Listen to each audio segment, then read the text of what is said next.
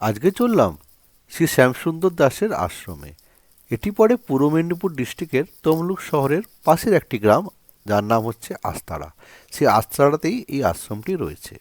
আজকে একাদশী এবং কালকে দ্বাদশী, এই দুদিন এখানে ভগবত পাঠ হয়, সংকীর্তন হয়, বিভিন্ন পৌরাণিক গল্প নিয়ে আলোচনা হয়। আর এই একাদশীর দিন এখানে ফ্রিতে ভোগ প্রসাদ খাওয়ানো হয়। আর দ্বাদশীর দিন খুব স্বল্প মূল্যে মাত্র 50 টাকার বিনিময়ে এখানে ভোগ প্রসাদ খাওয়ানো হয়। যতজন পারেন খেতে পারেন এখানে।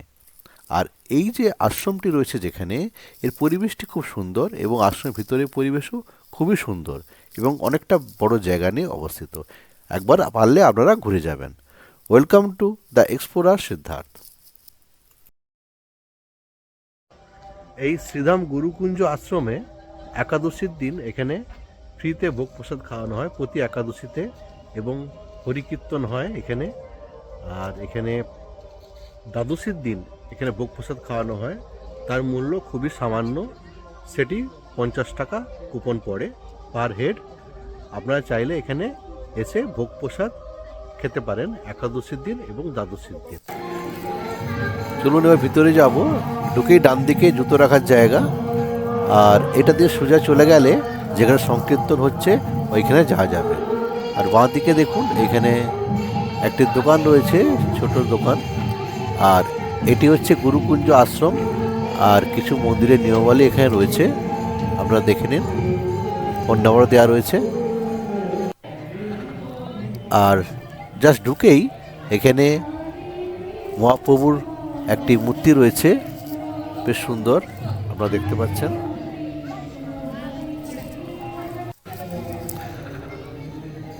আমরা সামনে সংকীর্তন হচ্ছে, আমরা ওই সংকীর্তনটা একটু পরে যাব।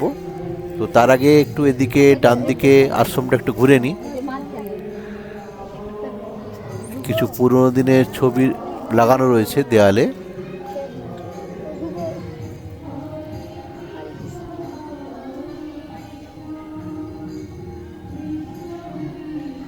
গুরুকুঞ্জ আশ্রমের কিছু পুরনো স্মৃতি রয়েছে এখানে, সেগুলোকে ছবি করে রাখা হয়েছে।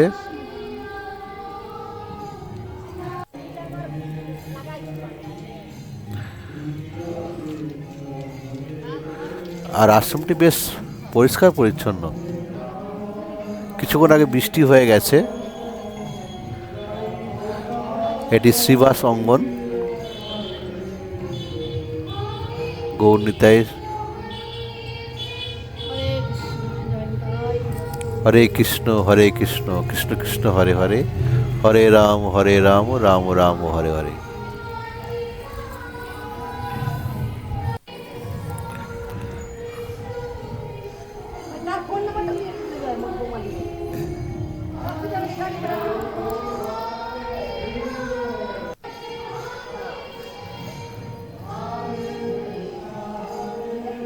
এটি হচ্ছে এই মন্দির যিনি প্রতিষ্ঠাতা, শ্যামসুন্দর দাস, তার পিতৃদেবের সমাধি মন্দির এটি।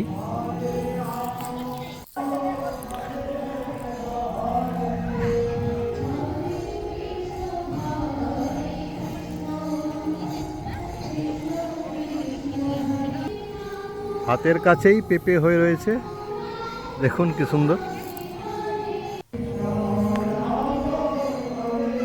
এখানে একটি দেখতে পাচ্ছি শ্রী শ্রী গৌর গোপাল বুক স্টল,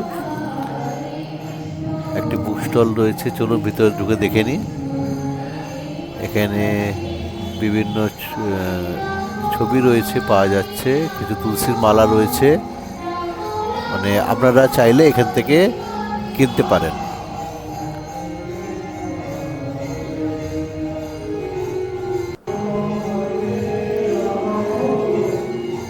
এখানে কিছু পোশাকের সব, এটা এই গুরুকুঞ্জে যারা থাকেন তারা এগুলি চালান। এই যে প্রসাদ কুপন 50 টাকা, এটা প্রসাদ কুপন দেওয়ার অফিস। আর এখানে ঢুকে আপনারা কুপনে প্রসাদ কেটে দিতে পারেন। তাহলে লাগবে তো।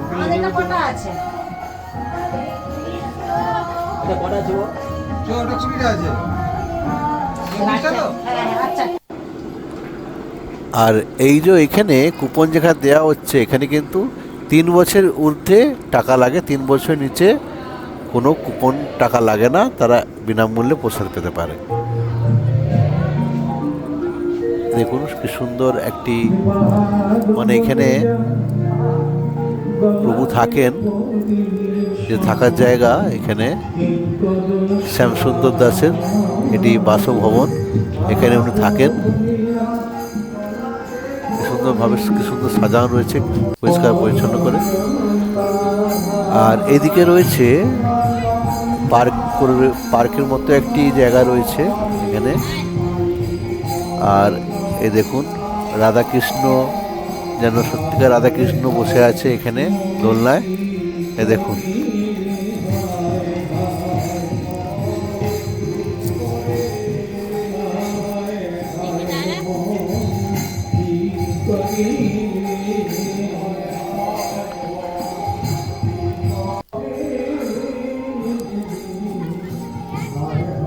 একটি ঝিল রয়েছে, মা রয়েছে এখানে।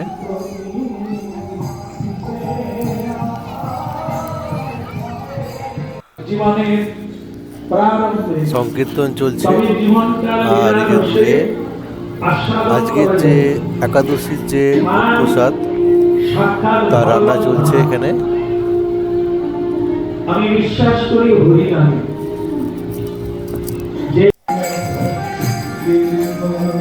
এবার চলুন আমরা দেখে নিই এখানে যে মেন মন্দির রয়েছে, কৃষ্ণ মন্দির, তার ভিতরে যাব এবার।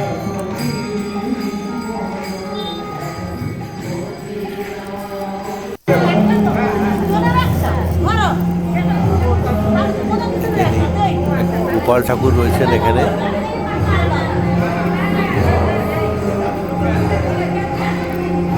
মহাপ্রভুর একটি বিগ্রহ রয়েছে সামনেই, দেখতে পাচ্ছেন আপনারা। আর বাঁদিক ডান দিকে রাধাকৃষ্ণের বিগ্রহ রয়েছে। এটা মন্দিরের ভিতরের অংশ।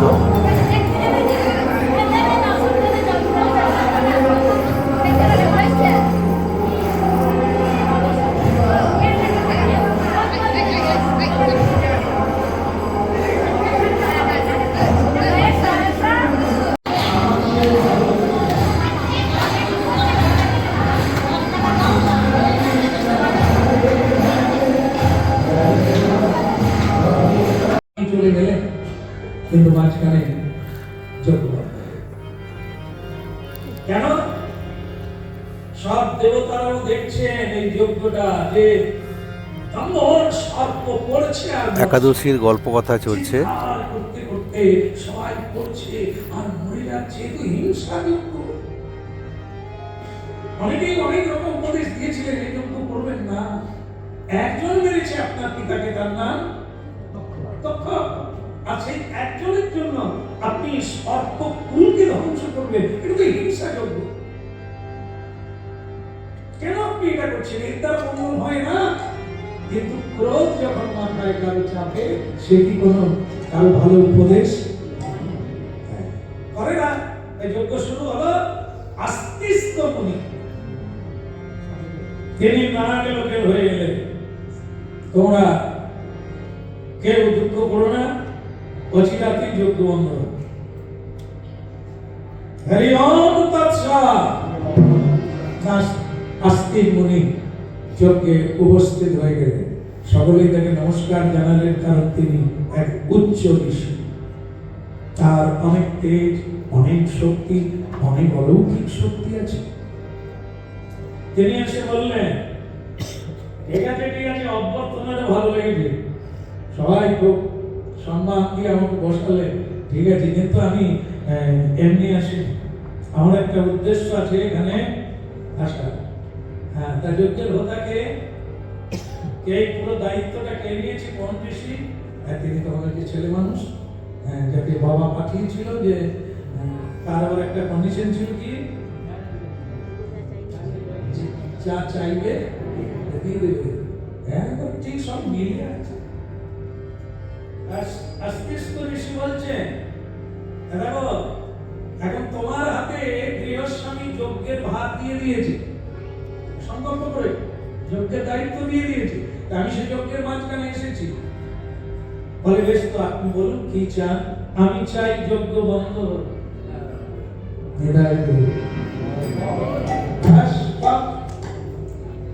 যে কথা ছিল তার তো ওই ধর্মনীতি বলাই আছে যে যা চাইবে সঙ্গে সঙ্গে তথাস্তু বলে আসন ছেড়ে দিয়েছে। সর্পযজ্ঞ বন্ধ হয়ে গেল।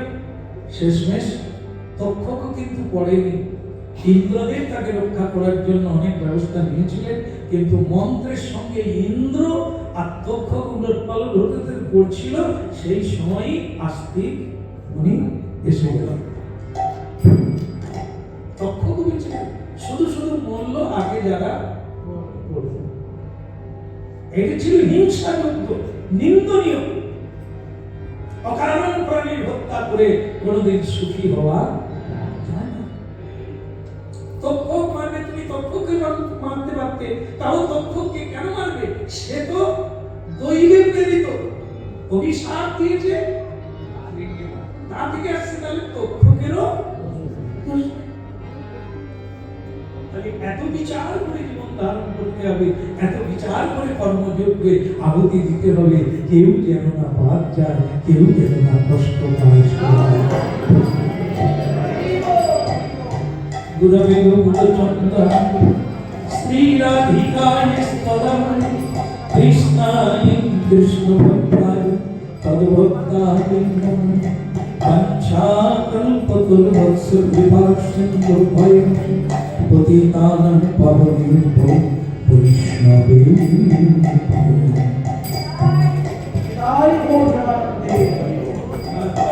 শব্দ পাবে। আর সন্ধ্যাতে আবার কৃষ্ণ কথার আয়োজন রয়েছে। আর আগামীকাল সকালে শুধু তাই নয়, এরপরে আরেকটি আমাদের জীবনের শুভ দিন, সেটা হচ্ছে নূতন বর্ষ। বৃহস্পতিবার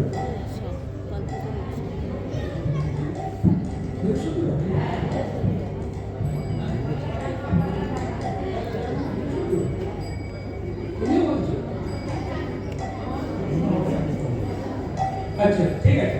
তাহলে 1 জানুয়ারিও এখানে সকালে অনুষ্ঠান রাখা হয়েছে, সুতরাং আপনারা উপস্থিত হবেন। আর নতুন বর্ষকে আমরা হরিনাম দিয়ে বরণ করে নেব।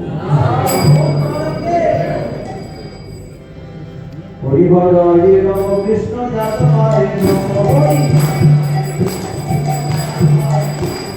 যাদবায় মাধবায় কৃষ্ণায় নমঃ গোপাল গোবিন্দ রাম। সংকীর্তন শেষ হয়ে গেল, এবার ভোগ প্রসাদ শুরু হয়ে গেছে। যেই স্থানেই আমরা সংকীর্তন শুনি সেখানেই ভোগ প্রসাদের আয়োজন করা হয়।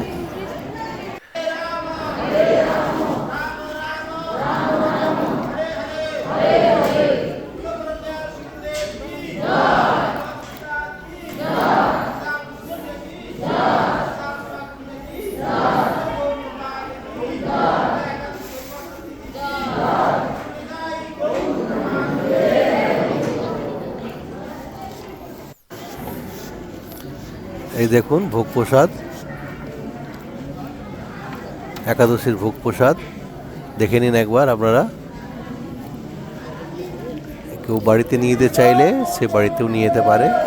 এই দেখুন একজন নিয়ে যাচ্ছে বাড়িতে। আর এখানে আপনি যতটা পারে আপনি খেতে পারেন। এই ভোগ প্রসাদটি ফ্রি ভোগ প্রসাদ, এর জন্য কোনো পয়সা লাগে না।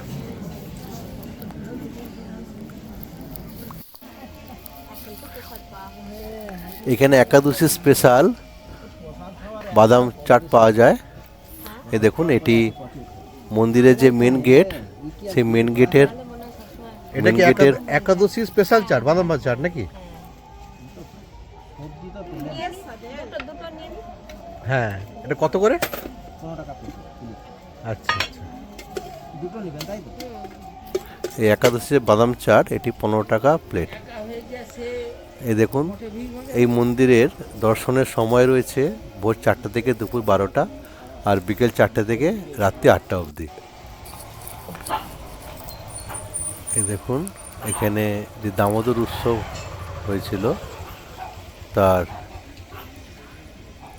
কোন কোন সময়ে কী কী হয়েছিল সেগুলো দেওয়া রয়েছে।